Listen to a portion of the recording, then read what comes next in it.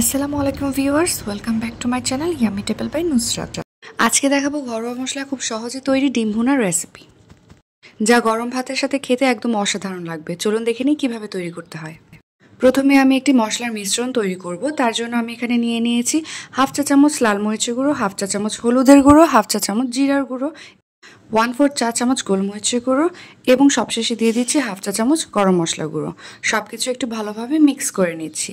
এখন আমি এটাকে পানি দিয়ে একটি বাটা মশলার মতো তৈরি করে নেব। সব কিছু একটু ভালোভাবে মিক্স করে নিচ্ছি।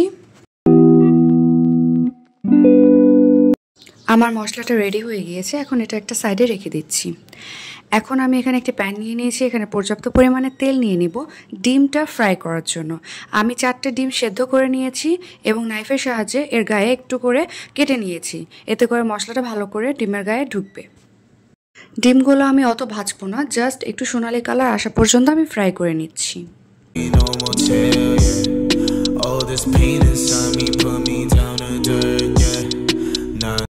ডিমটা ভাজা হয়ে গিয়েছে, এখন আমি এগুলোকে তুলে রাখছি। সেম প্যানেই আমি আবারও একটু তেল নিয়ে নিচ্ছি।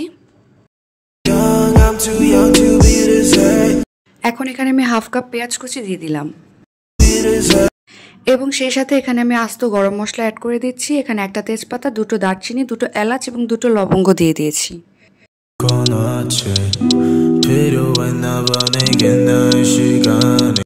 এখন সবকিছু একটু নেড়ে দিচ্ছি। এখন এখানে আমি স্বাদ মতো লবণ অ্যাড করে দিচ্ছি।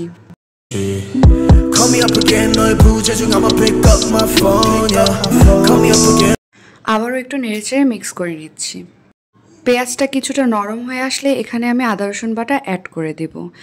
আদা রসুনটা আমি একসাথে বেটে 2 চা চামচের মতো দিয়ে দিলাম। আবারও একটু নেড়েচেড়ে নিচ্ছি।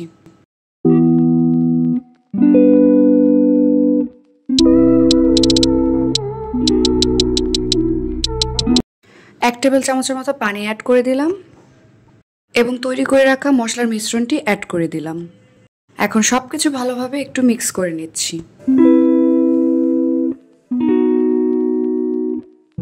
এখন আমি মশলাটা ভালো করে কষিয়ে নেব। এখন এখানে আমি 1 চা চামচের মতো টক দই অ্যাড করে দিলাম। এটা চাইলে আপনারা স্কিপ করতে পারেন, যেহেতু আমি সিম্পল ডিম ভুনার রেসিপি করছি তাই আপনারা এটা না দিলেও চলবে, তবে আমি দিয়েছি একটু স্বাদ বাড়ানোর জন্য। মশলাটা কষানো হয়ে গিয়েছে, এখন আমি ভেজে রাখা ডিমগুলো অ্যাড করে দিচ্ছি।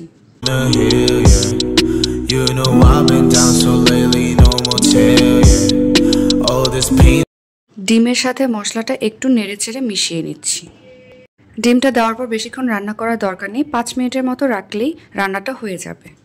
আমার রান্নাটা হয়ে গিয়েছে, এখন আমি সার্ভ করে নিচ্ছি। খুব সহজভাবে রেসিপিটি তৈরি করে দেখিয়েছি, আশা করি সবার ভালো লেগেছে। ভালো লেগে থাকলে আমার চ্যানেলটি অবশ্যই সাবস্ক্রাইব করবেন এবং ফ্যামিলি অ্যান্ড ফ্রেন্ডসদের সাথে শেয়ার করবেন। এছাড়াও আর কি রান্না দেখতে চান অবশ্যই কমেন্ট করে জানাবেন। Thanks for watching. আল্লাহ হাফেজ।